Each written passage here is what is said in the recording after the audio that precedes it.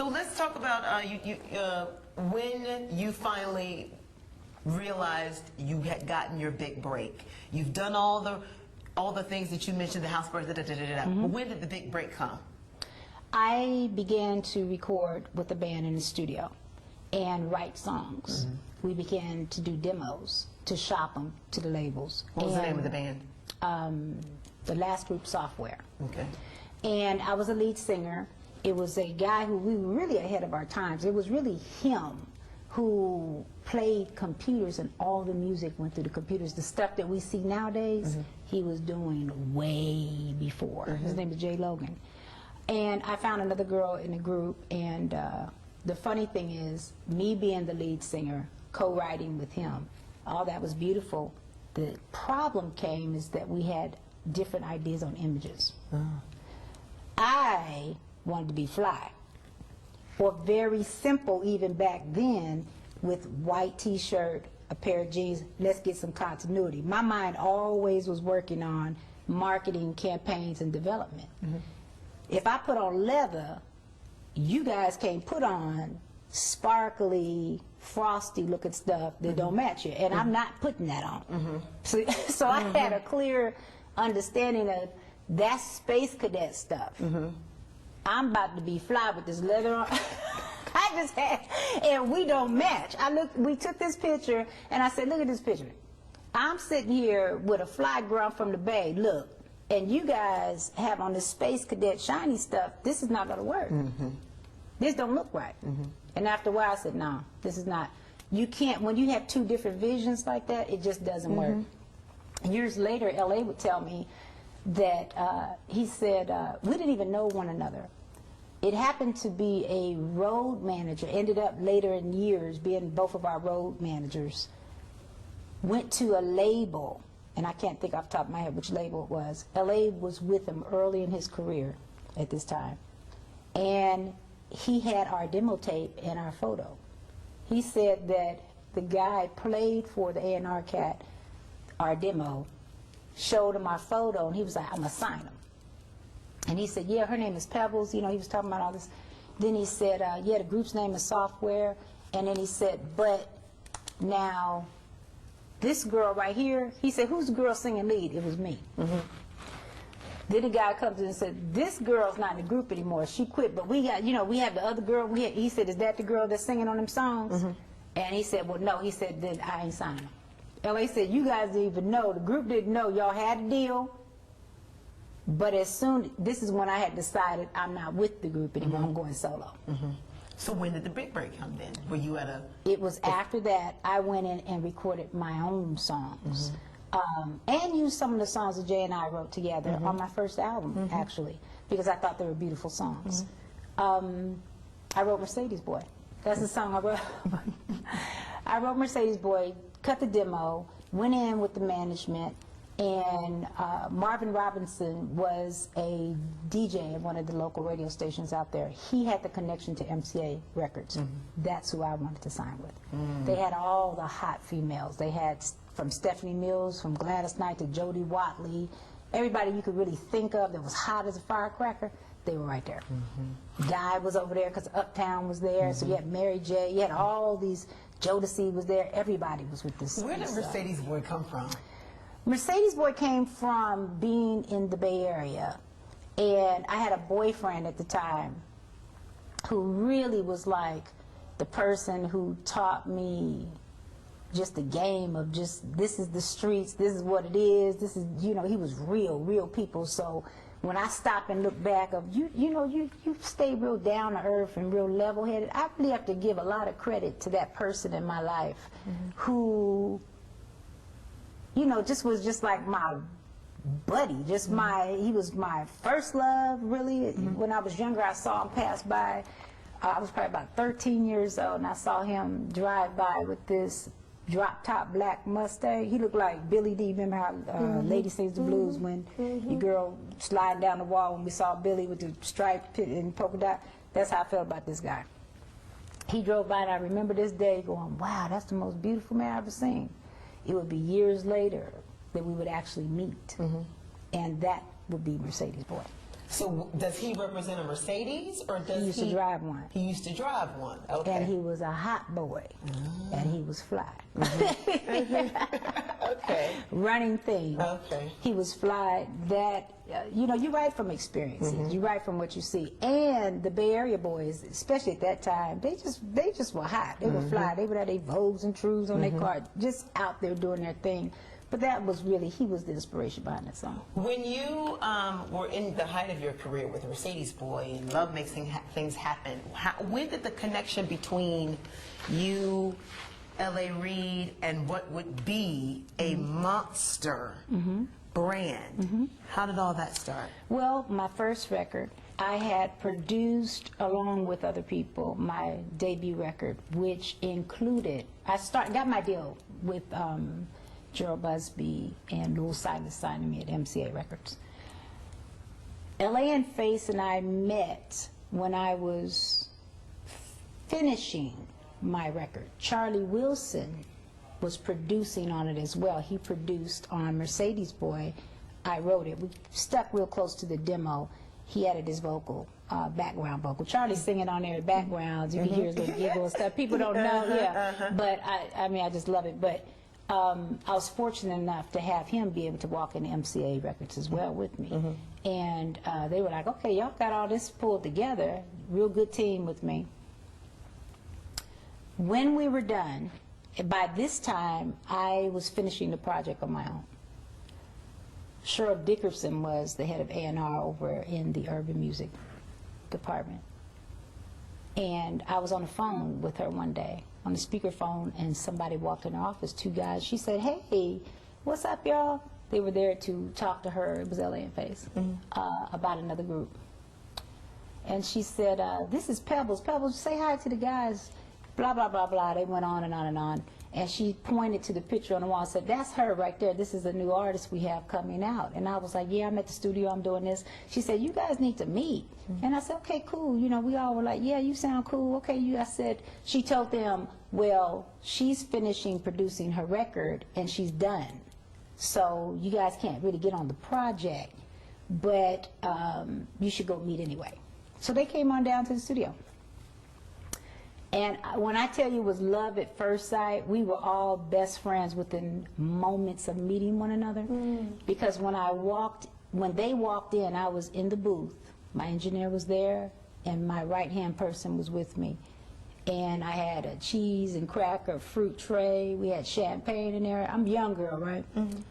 And these guys looked around like, we have never seen, what is this? You know what I mean? This girl is here just as fly and just as young and just as professional and as cool. She don't have no riffraff around here. Ain't no mess going on. Ain't no hanger-oners.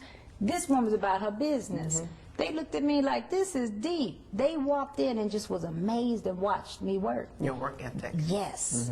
And when I came out that booth, they just looked at me and was fascinated. And I said, how y'all doing? I heard you guys are really talented, blah, blah, blah, blah, blah. From there, we just started talking. They were like, man, we wish we could get on your project. I let them hear Mercedes Boy. They were like, that's a smash record. So then they started playing songs. I said, man, man, man. Then they hit this one song, and it was Girlfriend. And when I heard it, I was like, that's a smash record.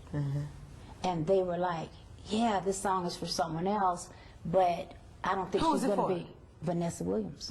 Yeah. And but at that point she had gotten pregnant, I think, and so for them, their new producers, they were in a group called The Deal. Hot together. Yes, Lord. And so for L.A. and Face, they kind of spun off of that, and they trying to get they produce on. You know what I mean? So they see me, they like, wait a minute, this girl look like she gonna pop and do something here.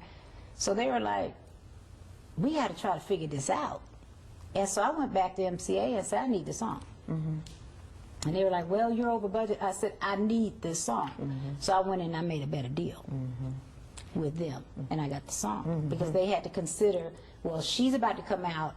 They're really about to push this girl. This girl's serious about what she's doing. And it really came down to them feeling like she is Girlfriend. She's the one that can carry this song, because as producers, they like, we try to be about our business as well. And they just, when they met me, they just felt like, no, that's supposed to be for her. That's how it really did happen. And so when they let me know that they worked it out or what have you, and they made their decision, because there was no pressure either way, I had to go work things out. Whenever you're out here trying to make things happen, you have to get back down to just bare bones business. You have a budget used up, you got songs committed elsewhere, you have producers that wasn't on, you getting them put on. You got a lot of stuff happening, so we had to get all that stuff. Bottom line, MCA, I love the fact that my entire career was with them, my secular music career.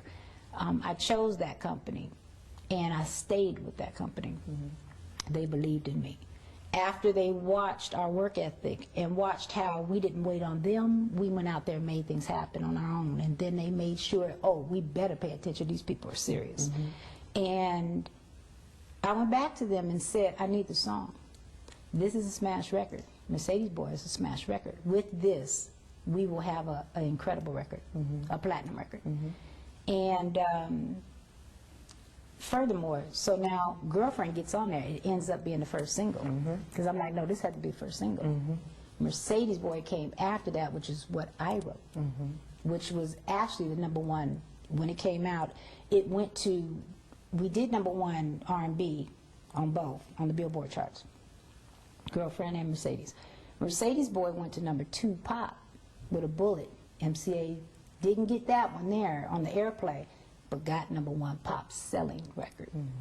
Mercedes Boy really took me over the top. And instantly off of those 2 singles, I was beyond platinum domestically and began to get, you know, international sales as well. And it was great. It was just great. But that's how we actually met. And that's how we actually got our musical careers attached.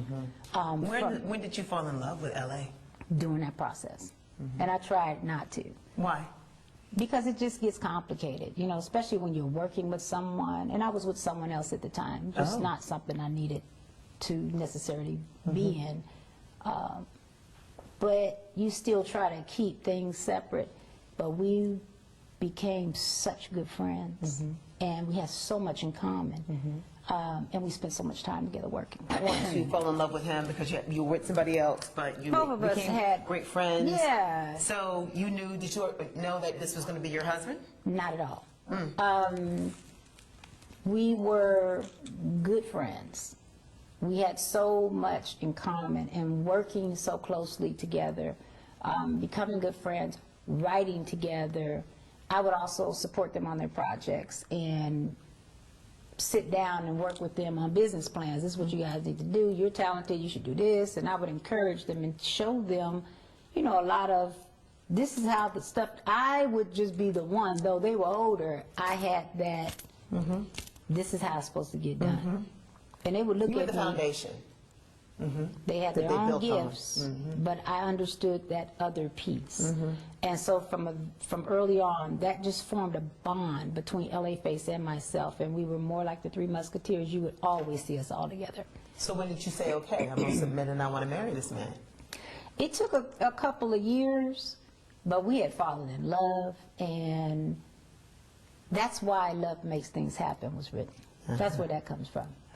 Face looked at LA and I and said, wow, what a extraordinary love affair, these people. They can't not love each other. You know what I mean? It was just something explosive.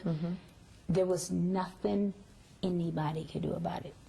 Not us, not other people, not circumstances or situations. It was supposed to happen. Be it good or bad, it was supposed to be. So is that the reason why you walked away from music for a while? Or? No. Okay. Why did you do that? Well, years later, well, first of all, going back, we come together. We finally do get married. We get pregnant. We move from California to Georgia. All off of me saying, we need to move to Georgia. I saw a listing on tour when I was here once, and it stuck with me at the price, the value of homes versus in Los Angeles. And I would constantly say to him, I didn't want to raise my children in Los Angeles in the business. I wanted them to have a little bit more normalcy in their lives. So all I can say now, when I look back, I was led of the Holy Spirit then, because I said we need to move to Georgia. The thing I loved about the guys is that they didn't question when I would say certain things. They knew I had a gift to understand certain things. We didn't know what to call it. We didn't know, but we knew it was bullseye on point when it came down to creativity and these things that I felt conviction about.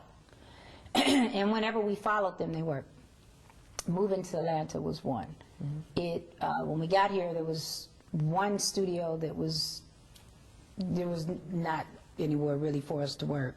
We had to fly back and forth to Los Angeles to get our work done. I was recording Always record while I was pregnant. We just got married, bought our first home. It was so much going on. We brought our whole crew here. So Face lived up the street in our neighborhood. We lived here. Everybody's trying to get their homes together. Crew's trying to get settled. They just signed their LaFace deal with Arista, trying to get the offices together. And I'm trying to, okay, we're married, I'm pregnant, I feel fat, I gotta record this record. MCA is like, LA, you have impregnated our star over here. We need a record. This girl makes records every 3 years or so. We need this next record. They were very patient. Think about all the dynamics that were going on. And I had a daughter who had just graduated from kindergarten when we moved here. So I'm mommy already. I've been mommy since a young girl. And, you know, I had to be all of these things all of a sudden, and a suburban night on top of it. It's just a lot going on, but somehow we got it handled, and we got that record made, we got that home together. You know, we got our children situated. Aaron was born here. So much stuff happened. Give me so the much evidence. stuff. Tell me two things. Tell me when you decided to step away from music. And then I need to know, with all these things and all the love that you had, what made your marriage not sustain? So first, what made you step away from music? That's too long of a story, ultimately. To bottom line part two. To bottom line. Bottom line, a lot of things happened between us. With LaFace, with my group TLC, with my marriage, with my career really just was there and was hinged upon when I was available to do the things I needed to do. I wouldn't say it was one thing. It was a multitude of things, but the biggest event that happened to me was transformation. And I got born again. In the midst of all these great tragedies, situations going on that were very uncomfortable for me. Like what?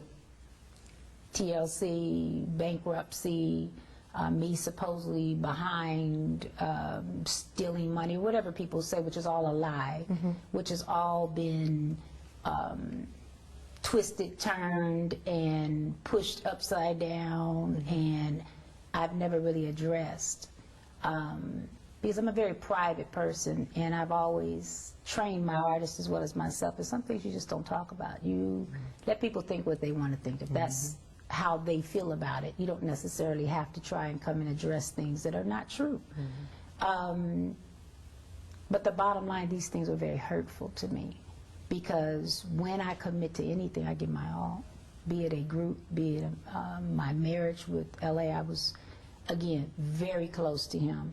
I think those are the hardest kind of relationships to get free from, because both his business relationship alone and you're married, and, you know, that falls apart. That's not a good thing, but your emotions might be able to stay intact a little bit more than if you're like best friends and you've got all this family and all this history and all this stuff wrapped up, and at the core of it, there's real love. That's a very, very, very devastating feeling when it gets ripped away and you're sitting there trying to figure out what happened. How did this get like this? So when you ask me what happened, I can't tell you. In the maze of confusion, there is no start and stop point. But what happened to make me leave music was a call of God on my life. it wasn't that the Lord didn't say you can never do music. He told me that I could no longer do what I was doing then because I had to come learn of my job. And I was like, I don't understand. What do you mean? I'm hearing the Spirit of the Lord speak to me. And he said, you'll understand soon, but you must walk away and let go of all of these things. And I just did it. I believed that that's who I was hearing from. I believed, just like I knew as a kid I would be this person. I knew I had a gift. I didn't go to college. I've never been formally trained to be an entertainer, to direct, to manage, to do any of the things, to produce, to do any of the things. I knew I had a gift, and I knew it was from God. So you felt like you were supposed to preach the Word of God? You were supposed I knew I was supposed to come and learn of Him and build relationship with God. I was in a great place of suffering on the inside. It may have looked like a depression on the outside, but that's not what it was. It was an oppression. So you started your own church? It was a ministry work, and it still is, of Tuesday night revivals. It's never been a Sunday service. Though it was grounded and founded on the Word of God, and is still, and the principles of the Bible. It's different having a traditional Sunday service in a congregation where you know, versus a ministry work that may travel, go around, and have a certain thing that it specializes in, if you can use that word. What's your specialty in regards to the ministry? Prophetic, deliverance, teaching, healing. It's like an array, an assortment, so to speak. It's very interesting. I think that for me, it's almost more powerful for you to talk to people who have witnessed it, been there, experienced the transformation that has happened to their lives. But all I can tell you is that we're born with these gifts. It's through time and in our lives and life where certain activation periods happen. That's why I was so sure at age 5 what I was going to be when I grew up. So go ahead. No, another sign of, if you look at kids, you can tell in their childhood, you probably somewhere act like a journalist, a news reporter, and a leader. And you can trace that back. I can. I did that with entertainment. Let's go back and talk about TLC. How did you even find TLC? I woke up one day. This again goes back to this gift. I woke up one day and said, LA, I'm going to start a female group. He said, really? He's like, you got your record to do? You know, this needs to happen. I said, I'm going to start a female group, and they're going to be huge. I make declarations like that, and then I see after it. I remember Brenda and Lionel Richie were visiting us at the time. They were in a guest house. They came over for breakfast. And I said, hey, guess what, y'all? This morning I woke up and said to them, I'm going to start a female group. Brenda looked at me and said, I'm sure you are, P. You know, Lionel was like, okay, P, you know. Boom, boom, boom.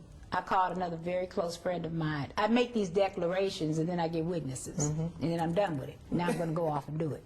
You know what I'm saying? And very few people knew, and that's what people don't know. TLC didn't just happen. I woke up one day and said, I'm going to go out here and put together a female group, and they're going to be huge. So I set out to do that. Then, sometimes what you want is right in your grasp. I asked everybody. I used to have auditions. Let me go back. As Pebbles, the entertainer that people would come to from all over to try to get in my bands for tour. When we lived here, I would go on tour from time to time, when we first moved here. Once I had my son, rather, and before. But it seemed like this region was a good place for us to start in the South. And so from there, I kind of developed that, oh, she does auditions all the time. So I started saying, that's what I'm going to continue to do, and I'm going to find this female group. Well, I also asked my hair person, I'm different. I go through the crevice. When I'm looking for something, I'm going to ask the person who's doing my nails. I'm going to ask the person, I might ask the department store clerk. I'm going to ask anybody I feel led to ask. My hair person, I said, do you know anybody that comes through the shop? I'm putting a word out. I'm developing a singing group. And if you know anyone that you want, to come to the auditions, let me know. Out of saying that to her, T-Boz was a shampoo girl. Get out! Get out! Tian was a shampoo girl. This was Marie Davis was doing my hair at the time. Love Marie. And Marie said, well, there's this girl. I said, does anyone know how to sing? And she said, this girl, she does shampoo and some of the hair shows, and her name is Tian. I said, all right, well then, I was just that type of person that said, all right, I'm going to check her out. Because I'm checking everybody out, because I'm going to form this group. And so when I did, Left Eye just happened to be connected to T-Boz because they were in another group with another girl called Second Nature is what I ended up finding, okay? And that's how we initially got together. But I auditioned all types of people. But when I saw them, I said, okay, I see, I understand. Toyed around with it, looked at it, and knew this is what I'm looking for. But it needs to be worked out. You know what I'm saying? Then Chili came later. The other person in the group, we loved her. She was great. When it came down to having to put the package together, what worked and what didn't work, we needed another strong visual and vocalist, so we had to find a third person and replace that member. And I was working with Damien Dame, which was the first group that LA and Face signed to the Face. And I did their imaging. Marie worked on that project with me. But Chili was dancing for them and a background dancer. So I wasn't there that day. They were working. LA was down there, and he said, I know you have the search going on for another member. He said, I saw somebody who ran up to me and said that they could sing. I could sing. He said, she cute. I don't know what you would think, but, her name is Rosanda. I said, okay, I'm going to check her out. I was the type of person that I got in my car after I was done with everything I was doing. I went on down there. I said, let me see. I said, love her. I looked at her and said, okay, I see you.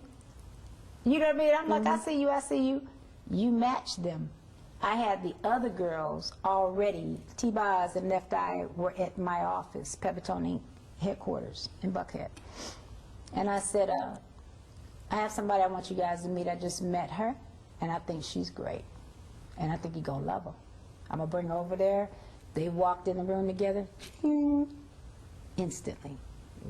It was just meant to be. And then from there, we start thinking up names. I renamed the group. I remember the moment I was coming out of my parking lot at my office. I kept saying the name Second Nature is not the right name. That's not huge. You know what I mean? I'm like, this is going to be huge. I'm like, And I remember it was just like a light bulb went off. TLC. I'm like, got it.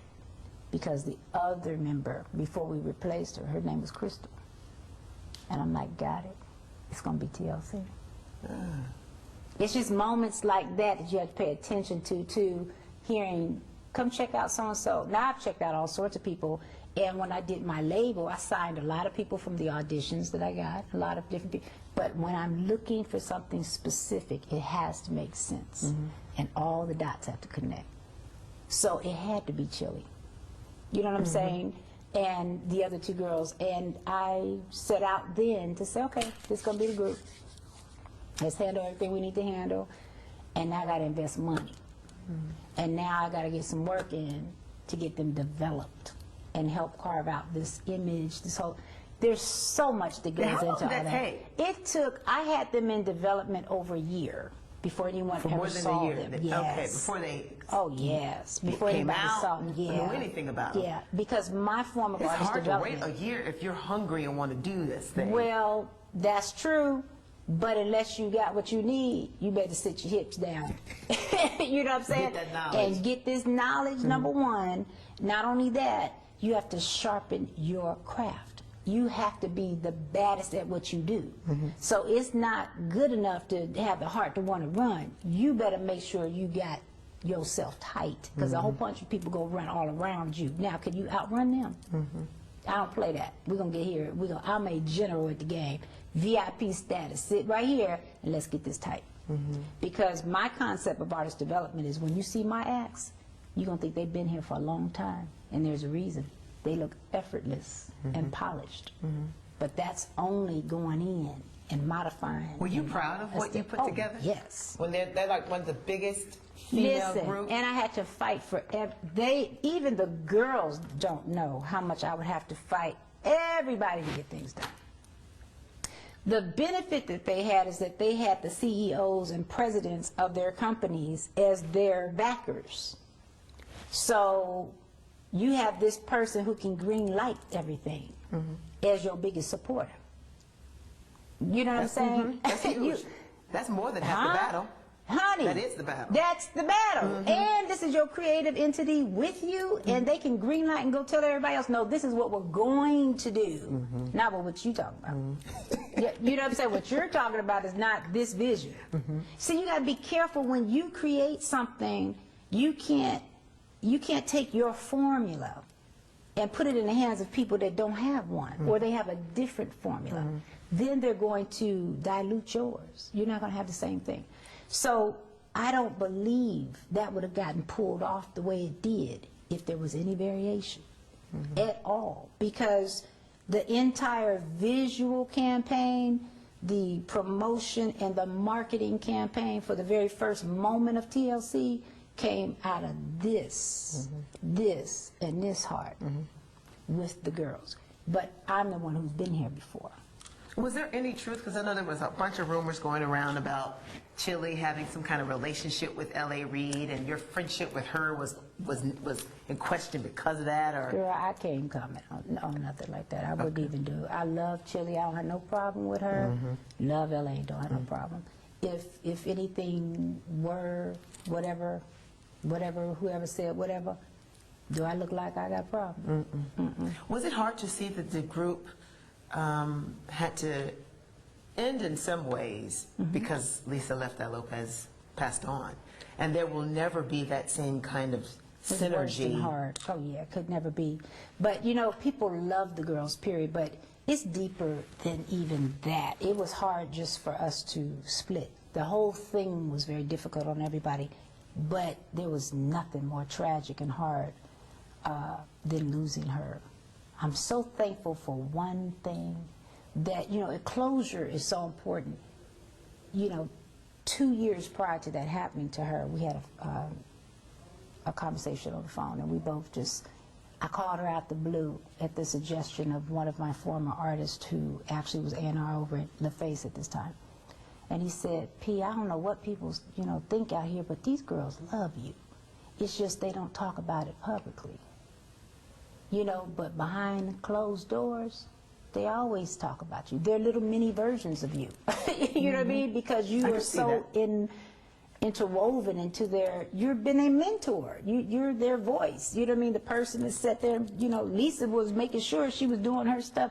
Where do you think they get all this, you know, we're going to do this, it can happen. Because they watched a woman form something. And he was just pushing me, you guys need to talk. And so I said, what's her number? Let me call her. I said, I don't have no problem with anybody. I'm a grown up. Grown women, you know, I don't care what happened. Grown-ups know how to put whatever aside. He say, she say, business problems, lies. What I don't like are the lies. I don't like, and I feel like they were even, you know, pushed to go into areas of saying things that weren't accurate for other reasons, and I don't like that. I never liked that. Don't make me out to be something I'm not. And I ain't never been no thief, and I ain't never been somebody to try to hold somebody back. Is everybody crazy? Because if I'm doing business like anybody else in the world, if you make money, I make money. Do I look stupid? Would I not want you to make money? For what reason? Especially since I have major investments here. So your last conversation with her Was I love you, and I miss you, and I can't believe. She said to me, P, is this really you? I can't believe this is you. I can't believe you calling me. And it's so good to hear your voice. And she said to me, I love you so much. You know, I love you so much. And she said, you don't know what you've done. You made my day to hear your voice. You know what I'm saying? Because I'm not the type of person to push myself. I love those girls. I mean, anybody that had to deal with me regarding TLC, I wouldn't care. And it's good and bad because I wouldn't let people fool with them. I was like a mommy bear over her babies. You know, there are a lot of people, once you put your artists on the road and all, they become involved with the distributors and all sorts. They want to, oh, who do they think that? I'm like, who you talking to? Come over here and talk to me. You know how mama would say, you got to come through me to get to my child. That's how I was with them. Let me ask you a couple more things and then we'll wrap this up. If you could go back and talk to the Pebbles you were years ago when you were first starting out, knowing what you know now, what would you tell yourself about the journey you are about to go on? Oh, Lord. That's a big question. I would have definitely made a couple of different decisions about relationships. Like? Some of which I wouldn't speak on, but just that thought. Personal relationships along the way. I wouldn't change anything creatively. If anything were different, we wouldn't have the history we have. I truly believe that with everything in my heart. The only reason I ask that is that, like, when I go back and look at when I started wanting to be a journalist and what it is, I probably would have informed myself about you're not just somebody who tells the news. You are somebody who's a role model. You are someone that even when you're off the set and you go to the grocery store or you go to church, you're still being watched. People still look at you and see how you... I think I need to be telling myself that now. So I tell Sister Perry and Pebbles that, what you said right now, because that's a true fact, what you're saying. In going back, if I had to do anything over, it would be not allow myself to feel that I had to shrink in order to accommodate other people's egos and attitudes and fears and insecurities. There is so much about me that I don't need an accolade, but it's important for people to see what you can accomplish with your dreams when you come from being on welfare and having nothing as a child to amassing a fortune for many people and many careers. I have a problem with people not knowing my true history of my work ethic and my creation and my development skills and my ability to take a vision and bring it to pass. If I could change anything, I would change not speaking up for myself because I wanted to protect certain things and my family, which I found out later you really can't. So if I could change something, I would have probably stood on court steps and said, let me tell y'all something up in here. One more question. If we don't do nothing, this is what we're going to do right here. But I didn't do that. I would change that. When was the last time you cried and why? The other night. And why has to do with waiting on certain things in your life to happen. And there's some tears that are painful. And then there are others that are cleansing and purging because you come to the realization that God has not forgotten you. So I had tears of joy the other night. And a little anxiety of, can I get excited or is it too soon? will my excitement turn into tears because I've seen so many other things that you were excited about turn into tears? Do I need to withhold some of my wanting to get happy about something? Because, that could, you know, you gotta, and the older I get, the more I still realize, whoa, what you got? Just go, pace yourself. But, so I had tears of a moment of realization that you're gonna have to let yourself feel this joy. Whether you know consequences of giving into that feeling or not, you're going to have to do it. And you're going to have to trust God is going to carry you the rest of the way. Back to the 13, 14 years when people didn't see me, I had to tell someone yesterday, it wasn't because I couldn't be seen. It was because I was doing what I was supposed to be doing. The Lord said, you move, no more of this for now. You come over here and learn to me. I want to teach you something. So the people that were where I was found, they saw me up close and personal every week. But I just was not allowed to come over here and create until now. 3 more questions and I promise to be done. I promise to meet you. The best part for you about being a mother to your 2 children? Whew, best part. I have to admit, the motherhood piece for me, it might sound weird. I love my babies.